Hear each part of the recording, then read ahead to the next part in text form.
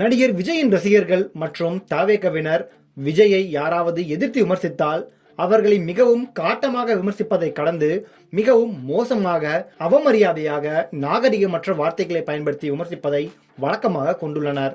இப்படி இருக்கையில் விஜய் வேலூருக்கு சென்று தனது கட்சி நிர்வாகிகளை சந்தித்து பேசுகையில் குட்டி கதை ஒன்று சொன்னார். அந்த கதையை விமர்சித்து நடிகையும் பிக் பாஸ் சீசன் 1 போட்டியாளருமான ஜூலி ஒரு வீடியோவை பதிவிட்டிருந்தார்.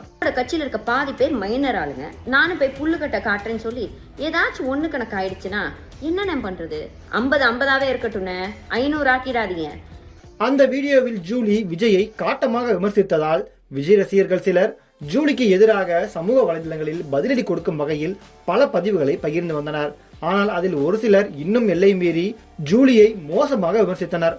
குறிப்பாக ஜூலிக்கும் தமிழ்நாட்டில் நடைபெற்ற கிட்னி திருட்டுக்கும் சம்பந்தம் உள்ளது என்றும் தெரிவித்தனர். அதேபோல் ஜூலியின் குடும்பத்தினர், ஜூலியின் கணவர் என பலரையும் மிகவும் அவமானகரமான முறையில் விமர்சித்தனர். இப்படி இருக்கையில் நடிகை ஜூலி இவற்றுக்கெல்லாம் தொடக்கத்தில் பதிலடி கொடுத்து வந்தார். இந்நிலையில் தற்போது சென்னை கமிஷனர் அலுவலகத்தில் விஜய் ரசிகர்கள், தவேக நிர்வாகிகள் உள்ளிட்ட பலர் மீது அவர் புகார் அளித்துள்ளார். கிட்னி விற்பனை மோசடியில் தன்னை தொடர்புபடுத்தி ஆதாரமற்ற பொய்யான வீடியோக்களை வெளியிட்டு மன உளைச்சலை ஏற்படுத்துவதாக தவேக நிர்வாகி உட்பட 8 பேர் மீது ஜூலி புகார் அளித்துள்ளார். அவர்கள் மீது பெண் வன்கொடுமை தடுப்புச் சட்டத்தின் கீழ் வழக்கு பதிவு செய்யவும் கோரிக்கை வைத்துள்ளார். கமிஷனர் அலுவலகத்தில் புகாரை பெற்றுக்கொண்டு விசாரணை நடத்தி உரிய நடவடிக்கை எடுப்போம் என்றும் தெரிவித்துள்ளனர்.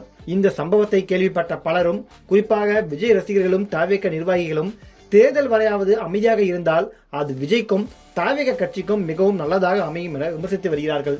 ஏற்கனவே ரஜினி, கமல், சூர்யா, அஜித், சிவகார்த்திகேயன் என தமிழ் சினிமாவின் முன்னணி நடிகர்களையும் அவர்களின் ரசிகர்களையும் மோசமாக விமர்சித்து பெரிய அதிருப்திகளையும் எதிர்ப்புகளையும் உருவாக்கி வைத்துள்ளனர் விஜய் ரசிகர்கள். இது தற்போது பெரும்பான்மையானவர்கள் மத்தியில் அதிருப்தியை ஏற்படுத்தியுள்ளது குறிப்பிடத்தக்கது.